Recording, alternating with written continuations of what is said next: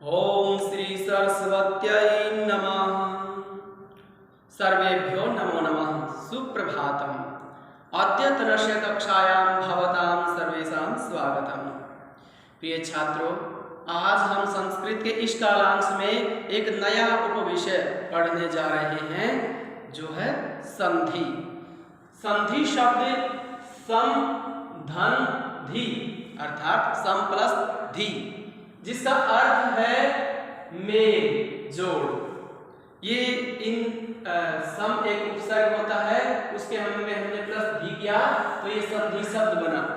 ये भी एक संधि शब्द में भी मैं बोलने हुआ, ये संधि का ही नियम है। इसका अर्थ क्या हुआ? मेल या जोड़। जैसे हमने अब इन दो हाथों को का क्या हो गया, ये मेल हो गया, जोड़ हो गया, तो ये होती है संधि। संस्कृत में इसकी परिभाषा होती है वर्णानाम मेलनम, अर्थात वर्णों का मेल। संधि को संस्कृत में संहिता भी कहा जाता है। संहिता परः सन्निकर्षः संहिता, अर्थात जो सन्निकर्ष था निकटतम, जो दो वर्णों का मेल कहा ना, किन वर्णों का मेल? निकटतम वर्णों के मेल से जो परिवर्तन होता है, विकार होता है, वह संधि कहलाता है। तो जो दो वर्ण हुए, दो निकटतम वर्ण, कौन से दो निकटतम वर्ण? अब देखिए आप, जैसे आप पढ़ेंगे, ये दो पद है, यह पूर्व पद होता है, ये उत्तर पद होता है। अब इनसे जो नया शब्द बनता है, यही एक विकार उत्पन्न होने से बनता है, यही संधि कहलाता है। तो पूर्व पद का अंतिम वर्ण और उत्तर पद का पहला वर्ण, इन दो निकटतम वर्णों के मेल से जो विकार होता है, वही संधि कहलाता है। तो अब देखिए, संधि के भेद होते हैं तीन। स्वर संधि, स्वर संधि को संस्कृत में अच संधि भी कहते हैं। अच, स्वरों को अच कहा जाता है। संस्कृत में 13 स्वर होते हैं, ये भी आपको बता देता हूं मैं। व्यंजन संधि, व्यंजन संधि को संस्कृत में फल संधि भी कहते हैं, और तीसरी विसर्ग संधि। ठीक है, तो ये संधि के तीन भेद हुए। हम किसी भी उसको याद करने के लिए कुछ ट्रिक्स बना लेते हैं। जैसे हमने याद रखना कितने भेद हैं, तो क्या कहेंगे हम? संधि को एक ओंकार का रूप मान लेते हैं कि संधि ओम का एक रूप है, और ओंकार से फिर तीन रूप उत्पन्न हुए, ब्रह्मा, विष्णु और महेश। तो संधि ओंकार है, इसके तीन भेद हो गए ये। ठीक है, स्वर संधि को ब्रह्मा मान लेते हैं, व्यंजन को विष्णु और इसको महेश। ओंकार से तीन रूप उत्पन्न हुए, ब्रह्मा, विष्णु, महेश, तो संधि के तीन भेद हुए, स्वर संधि, व्यंजन संधि, विसर्ग संधि। फिर जैसे आगे स्वर संधि के भी भेद हो गए। जैसे ब्रह्मा जी, हमने स्वर संधि को माना है, ब्रह्मा जी के भी फिर आगे संतान पुत्र उत्पन्न हुए, पुत्र पुत्री जो उनकी संतान उत्पन्न हुए, तो ये स्वर संधि के भेद हो गया।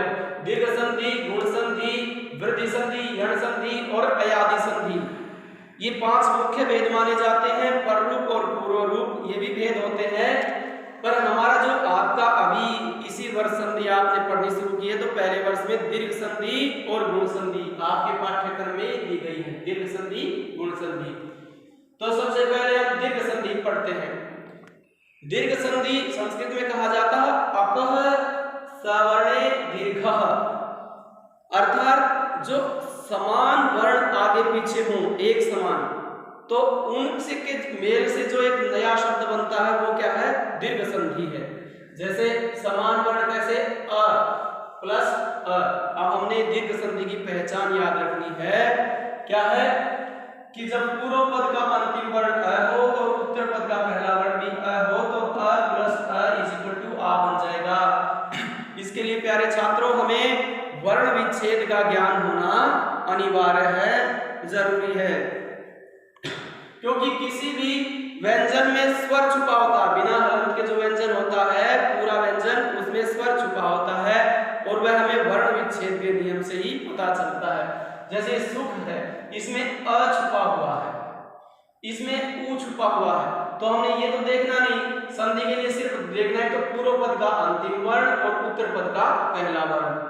तो ये पूर्व पद का अंतिम वर्ण में अ और प्लस में अ प्लस अ इज इक्वल टू आ, तो ये इनका क्या हो गया? है और है दोनों का मिलाकर आ हो गया।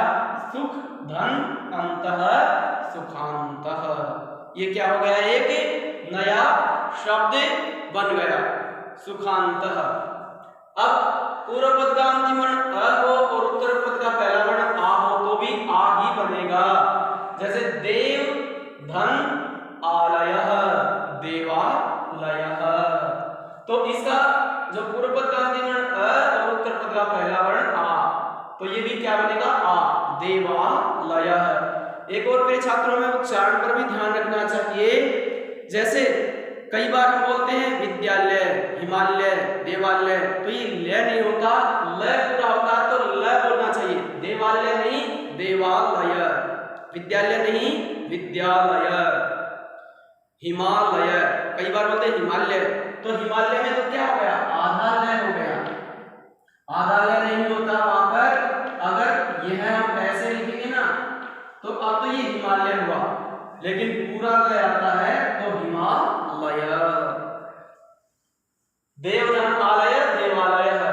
और जब आ प्लस ए ये हो तो भी आ ही बनेगा, विद्या प्लस अर्थी विद्यार्थी। और आ प्लस आ इज इक्वल टू आ, यह भी आ ही बनेगा, विद्या प्लस आलय विद्यालय। इसके लिए हमें क्या नियम बना दिया, अ या आ में ए या आ जोड़ेंगे तो आ ही बनेगा, ये हमारा नियम हो गया। अब पूर्व पद का अंतिम वर्ण चाहे ए हो चाहे आ हो, देखो यहाँ पर ए भी है और आ भी है। उत्तर पद का पहले वर्ण में चाहे अ है चाहे आ, तो हमने आ ही किया। तो एक हमारा नियम हो गया। दीर्घ जो संधि है इसके वर्ण में याद रखना चाहिए कि किसी वर्ण के बीच में भी आ गया, दो पदों के मेल में बीच में आ आया तो वो दीर्घ संधि है।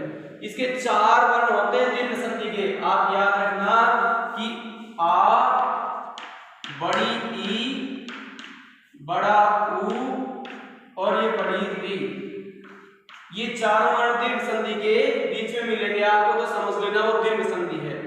अब हमने आ पढ़ लिया, इसी प्रकार ई है, जैसे ए या ए में ए या ए प्लस ए आ बना, ए या आ में ए या आ यदि जोड़ा तो हमने आ ही बना। इसी प्रकार ई का नियम है, E plus E is equal to बड़ी ई। पूर्व पद का अंतिम वर्ण ई है, अब ये व नहीं है अंतिम वर्ण, व प्लस ई है, ई प्लस व नहीं, तो अंतिम वर्ण ई हुआ, ई प्लस ई, ये बड़ी ई हो गया। तो जैसे रवि धन इंद्रः रविंद्रः, प्यारे बच्चों ये भी हमें ध्यान रखना है, चाहे विच्छेद करना आए तो ई प्लस ई क्या हुआ, बड़ी ई। अब रवि इंद्र रविंद्रः, ई प्लस बड़ी ई इज इक्वल टू ये भी बड़ी ई, परी प्लस इच्छा, ये छोटी ई प्लस बड़ी ई, तो ये बड़ी ई ही बन गया। बड़ी ई प्लस छोटी ई, मही प्लस इंद्रः, ये गिरीशा है गलती का क्या क्या बन गए, महेंद्र। अब नदी प्लस ईशा, तो इसमें बड़ी ई प्लस बड़ी ई, ये भी तो बड़ी ई प्लस बड़ी ई भी क्या बन गया, बड़ी ई। हमारा पहला नियम था ए या ए में ए या आ जोड़ा तो आ, इसी प्रकार ई या ई में ई या ई जोड़ेंगे तो बड़ी ई बनेगी। यार बच्चों आपको विशेष जो ध्यान रखना है, आपकी परीक्षा में किस प्रकार पूछे जाएंगे आपको ये मुख्य ध्यान रखना है, ठीक है। आपको या तो कहेंगे कि संधि कीजिए या कहेंगे संधि विच्छेद कीजिए। तो संधि तो यह संधि और संधि विच्छेद आपके दो प्रकार से पूछे जाते हैं, संधि संधि विच्छेद। आपने ये क्या है, ये संधि है, सुखांत एक संधि युक्त पद है ये, और ये संधि विच्छेद। यदि आपसे पूछा जाए सुख प्लस अंत की संधि कीजिए तो आपने सुखांतः, और यदि पूछा जाए सुखांतः का संधि विच्छेद कीजिए तो आपने सुख प्लस अंतः यह लिख देना है। और आपको मैं बता रहा था कि आपको मुख्य ध्यान क्या है, अंतिम वर्ण मान लिया यहाँ पर विसर्ग है तो यहाँ पर भी जरूर आएंगे, या मान लिया देवालय का विसर्ग दे दिया आपको तो आपने विच्छेद करते समय भी विसर्ग लगाना है। यदि अंतिम वर्ण हलन का तो आपको हलन ही लगाना है, आपने इनमें कोई परिवर्तन नहीं करना। परिवर्तन सिर्फ 2 वर्णों में होगा, पूर्व पद का अंतिम और उत्तर पद का पहला, बाकी सारे ज्यों के त्यों रहेंगे, इनमें कोई भी परिवर्तन नहीं करना है आपको। तो आ हो गया, ई हो गया, इसी प्रकार बिल्कुल ऊ का नियम है। अभी हम देखते हैं ऊ, जैसे छोटी ई प्लस छोटी ई बड़ी ई बना था इस प्रकार, छोटा ऊ प्लस छोटा ऊ तो बड़ा ऊ बन जाएगा। भानु में छोटा ऊ है और उदय में भी छोटा ऊ है, लेकिन जब मिलाएंगे तो बड़ा ऊ हो जाएगा। भानुदय, ये संधि बन गई हमारी। भानुदय पद आ जाए संधि की, इसका विच्छेद करो तो आप क्या करेंगे, भानु प्लस उदय। विच्छेद करते समय यदि आपने भानु में बड़ा ऊ कर दिया तो वो नियम आपका गलत है। क्यों? क्योंकि हमने देखना अर्थ देखना है हर अक्षर का। अब आप कहेंगे ना देव प्लस आलय में ए प्लस ए है, आ हो गया देवालय। सुख प्लस अंत में ए प्लस ए, आ हो गया। तो यहाँ पर आ कर देते, यहाँ पर भी आ कर देते तो भी तो संधि तो यही बनती। बिल्कुल सही बात है, संधि तो यही बनती। आ प्लस आ भी आ ही होता है, लेकिन इसका कोई अर्थ नहीं होता। सुखा शब्द का कोई अर्थ नहीं होता, आंत का कोई अर्थ नहीं होता। अब इन सब का अर्थ है देव और आलय, यानी देवताओं का घर। आलय घर होता है, देव प्लस आलय भी देवालय बनेगा, लेकिन आलय का क्या कोई अर्थ नहीं है। इसलिए ये सार्थक होने चाहिए दोनों, पूर्व पद भी सार्थक और उत्तर पद भी सार्थक, प्लस इनसे जो तीसरा शब्द बने वह भी सार्थक होना चाहिए। और परिवर्तन इन दो ही वर्णों में होना चाहिए, पूर्व पद का अंतिम, उत्तर पद का पहला वर्ण होना चाहिए। अब भानु छोटा ऊ होता भानु लिखते हैं तो ये सार्थक है, बड़े ऊन लिखेंगे तो उसका मीनिंग नहीं होगा। और ये उदय है, उदय में बड़ा ऊ कर देंगे तो सार्थक नहीं है, छोटा ऊ उदय। भानुदय सूरज का उदित होना। लघु प्लस उर्मी, छोटा ऊ प्लस बड़ा ऊ, ये भी बड़ा ऊ बन गया। लघु प्लस उर्मी लघुर्मी। वधु में बड़ा ऊ प्लस ये छोटा ऊ उपदेश, वधूपदेशः वधु।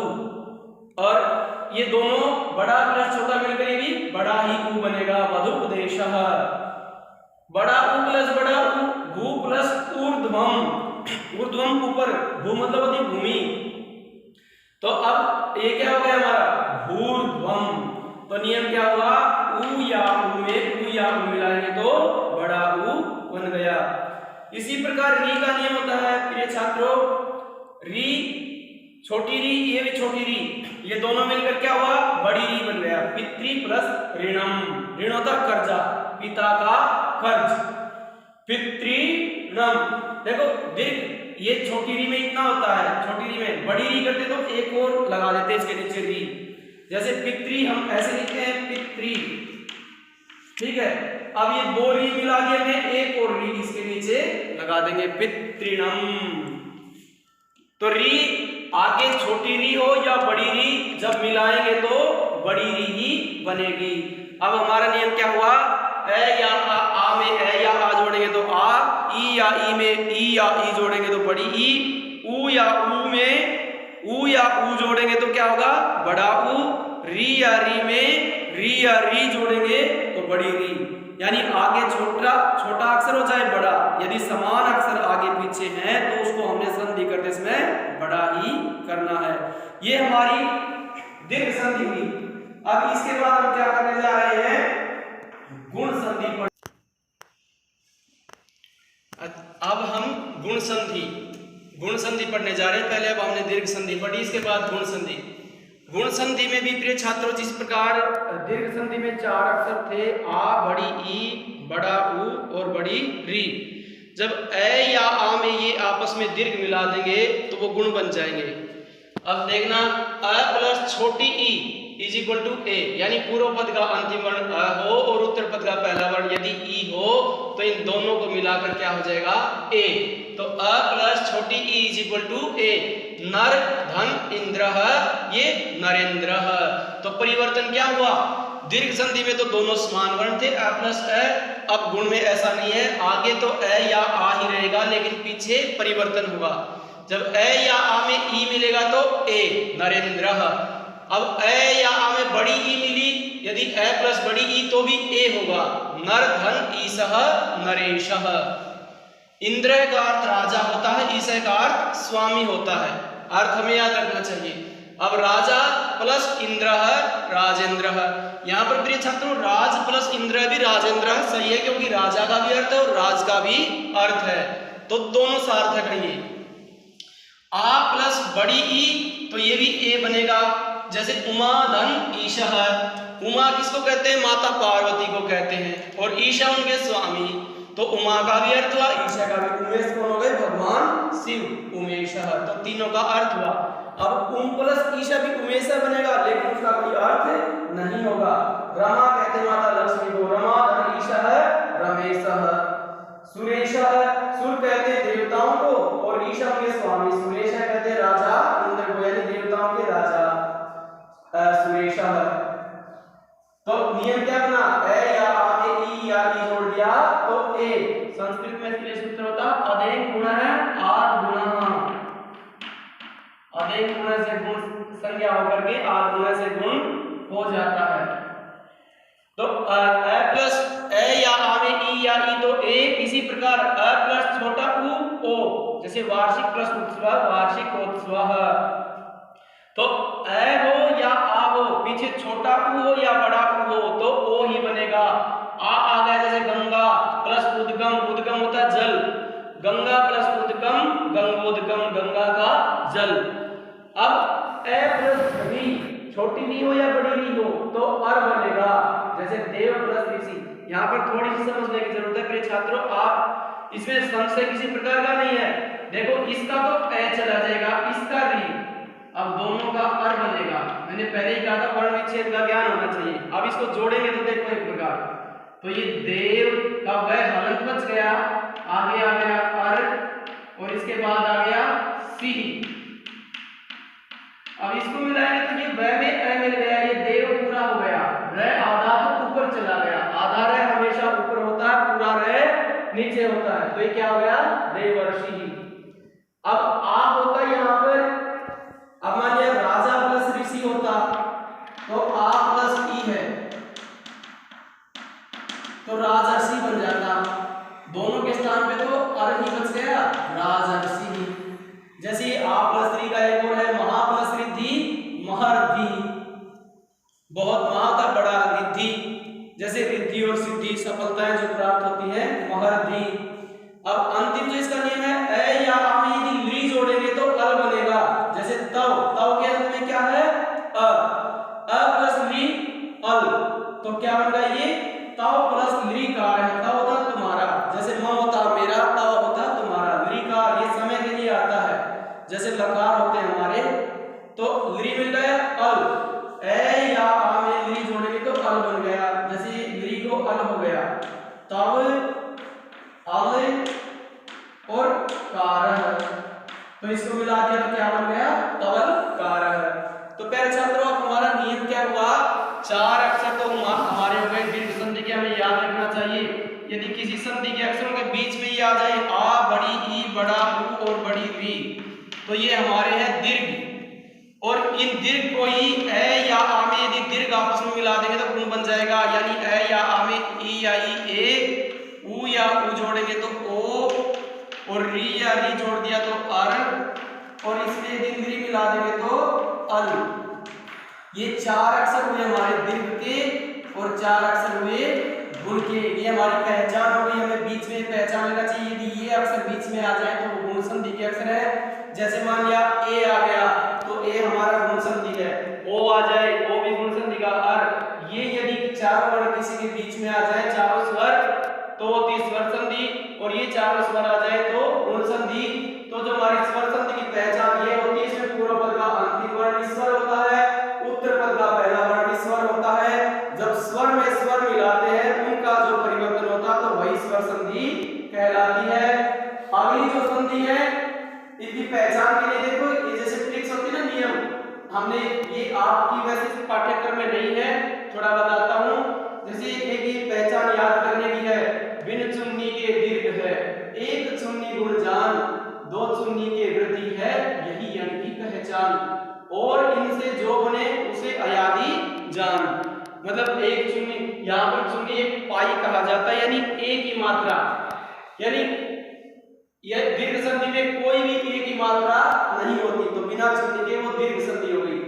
एक चुन्नी गुण जान, यानी इसमें एक ए होता है, एक जगह पर ए आता है, बाकी दो ओ आता है, अर आता है, अल आता है, तो वो गुण हो गई।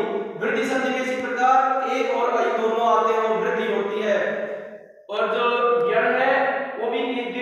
होती है, एन उसकी भी एन की भी वही पहचान, और इनसे बने यानी ए और आई से जो बनता है उसे अयादी जान।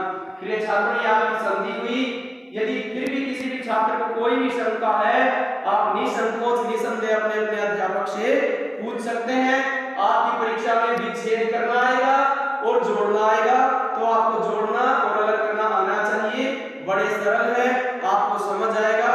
यदि फिर भी कोई शंका है तो आप निसंकोच निसंदेह पूछ सकते हैं।